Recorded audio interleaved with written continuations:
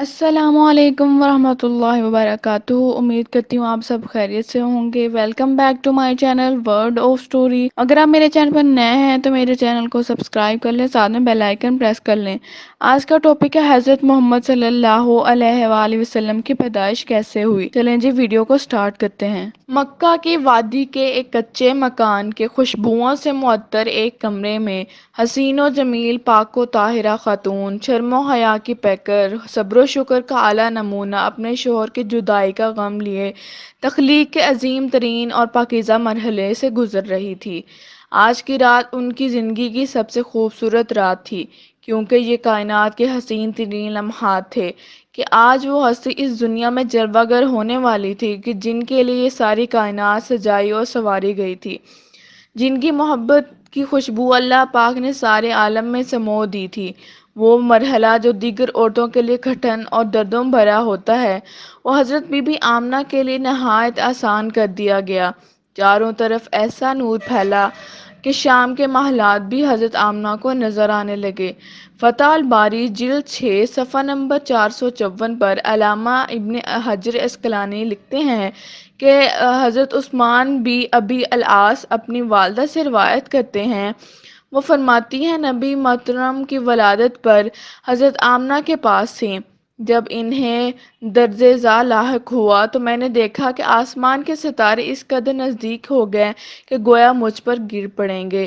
یہ دیکھ کر ہم حجرے سے باہر نکلے، دوبارہ اندر گئی تو حضور پیدا ہوئے اور ایک ایسا نور نکلا کہ جس سے سارا گھر روشن ہو گیا۔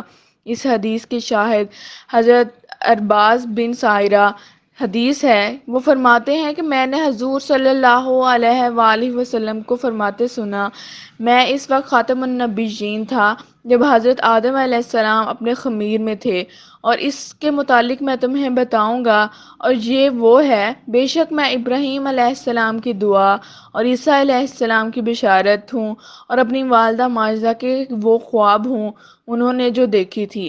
بے شک انبیاء کے والدین کو سچے خواب دکھائے جاتے ہیں، اور حضور صلی اللہ علیہ وآلہ وسلم کی والدہ ماجدہ نے حضور صلی اللہ علیہ وآلہ وسلم کو جتنے وقت ایک ایسا نور دیکھا جس سے شام کے محلات روشن ہو گئے تھے۔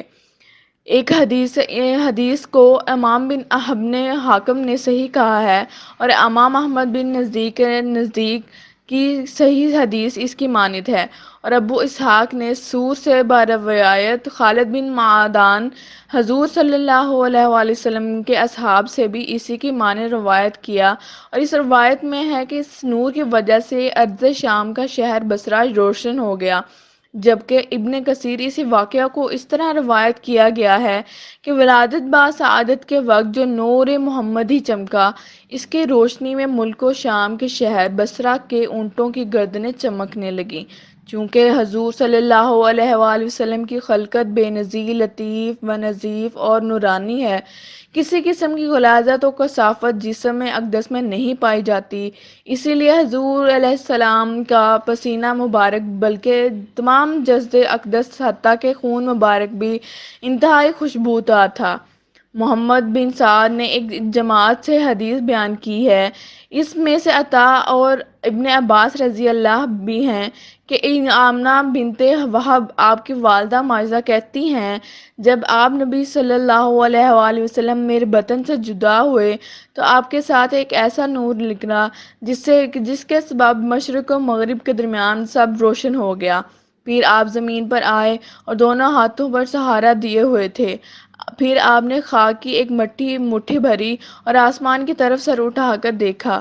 حضرت امام بن ابو نعیم صحافی دلائل نبوہ میں بیان کرتے ہیں کہ حضرت حسان بن ثابت رضی اللہ تعالیٰ عنہ سے نقل کیا ہے کہ میں 7-8 برس کا تھا اور دیکھی سنی بات کو سمجھتا تھا۔ ایک دن صبح کے وقت ایک یہودی نے یکایک چلانا شروع کیا کہ اے جماعت یہود سنو، سب جمع ہو گئے، اور میں سن رہا تھا۔ کہنے لگا تجھ کو کیا ہوا؟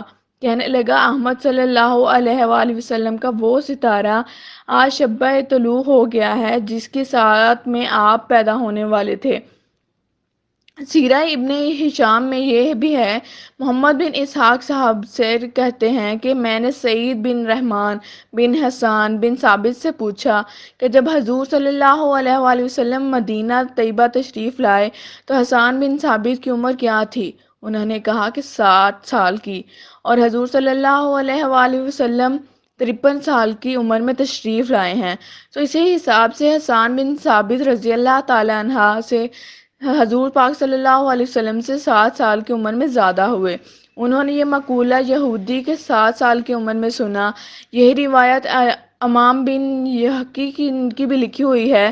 حضرت عائشہ رضی اللہ تعالیٰ عنہ سے روایت ہے، ایک یہودی مکہ آس رات مکہ داخل ہوا۔ جب حضور نبی کریم صلی اللہ علیہ وسلم کی ولادت ہوئی تو لوگوں کو جمع کر کے پوچھنے لگا، آج کسی قریشی سردار کے گھر پیدا ہوا ہے بچہ؟ لوگوں اس یہودی عالم سے کہنے لگے، آج تو صرف ایک ہی بچے کا چرچا ہے جو عبداللہ بن عبد المطلب کے ہاں پیدا ہوا ہے۔ اس یہودی نے درخواست کی کہ میں ایک دفعہ اسے دیکھنا چاہتا ہوں۔ حضرت عبد المطلب نے قبول فرما لیا۔ اس یہودی نے دونوں شانوں کے درمیان مہر نبوت دیکھی تو بے ہوش ہو گیا۔ جب ہوش میں آیا تو چلا اٹھا کہ بے شک اس سے اے گروہ قریش سن رکھو، یہ بچہ تم پر غلبہ حاصل کریں گے اور مشرق و مغرب اس کی خبریں آئیں گی۔ سرور کائنات آقا نامدار حضرت محمد صلی اللہ علیہ وآلہ وسلم پاکیزہ بدن، ناف بریدہ ختنہ کیے ہوئے، خوشبو میں بسے ہوئے، بحالت سجدہ مکہ مکرمہ کی مقدس زرزمین میں اپنے والد ماجد کے مکان کے اندر پیدا ہوئے۔ باپ کہاں تھے جو بلائے جاتے، اپنے نونہال کو دیکھ کر نہال ہوتے، وہ تو پہلے ہی وفات پا چکے تھے۔ دادا بلائے گئے جو اس وقت طواف کعبہ میں مشغول تھے۔ یہ خوشخبری سن کر حضرت عبد المطلب بے حد خوش ہوئے اور فرماتے ہیں کہ میں دیکھا کہ ارکان کعبہ سے آوازیں آ رہی ہیں، پھر میں نے سنا کوئی کہہ رہا ہے تمہارے پاس رسول اللہ تشریف لائے ہیں۔ میں نے بتوں کو دیکھا تو سب کے سب اوندے منہ پڑے تھے۔ پھر فرماتے ہیں کہ جب میں گھر پہنچا تو میں نے دیکھا کہ گھر کے اوپر عجیب قسم کے خوبصورت پرندے اڑ رہے ہیں اور گھر کے اندر سے روشنی اور مشک و عنبر سے بھی بہتر خوشبو آ رہی ہے۔ اس کے بعد حضرت عبد المطلب نے والہانہ جوش محبت میں اپنے پوتے کو کلیجے سے لگایا، پھر کعبہ میں لے جا کر خیر و برکت کی دعا مانگی اور محمد صلی اللہ علیہ وآلہ وسلم نام رکھا۔ ناظرین، اس کے علاوہ آپ صلی اللہ علیہ وآلہ وسلم کے عجائبات و ولادت کے یہ واقعات بھی روایت کیے گئے ہیں، جیسا کہ کسریٰ کے محل میں زلزلہ پڑ جانا اور اس کے 14 کنکروں کا گر جانا، بحیرہ تربیہ کا دفاتن خشک ہو جانا اور فارس کے آتش کدہ کا بجھ جانا جو 1000 برس سے برابر روشن تھا، کبھی نہ بجھا تھا۔ اللہ اکبر! بے شک حضور نبی کریم صلی اللہ علیہ وآلہ وسلم کی پیدائش ایک معجزہ ہے۔ بے شک حضور صلی اللہ علیہ وآلہ وسلم ہی وہ پیغمبر ہیں جن کا سب کو انتظار تھا۔ آپ کی تشریف آوری کی خبر تمام انبیاء کرام دیتے رہے۔ آپ صلی اللہ علیہ وآلہ وسلم کا نام آسمانوں میں محمود، تورات میں مجید، زبور میں ہادی، انجیل میں احمد اور قرآن میں طٰہٰ، یاسین اور محمد صلی اللہ علیہ وآلہ وسلم ہے۔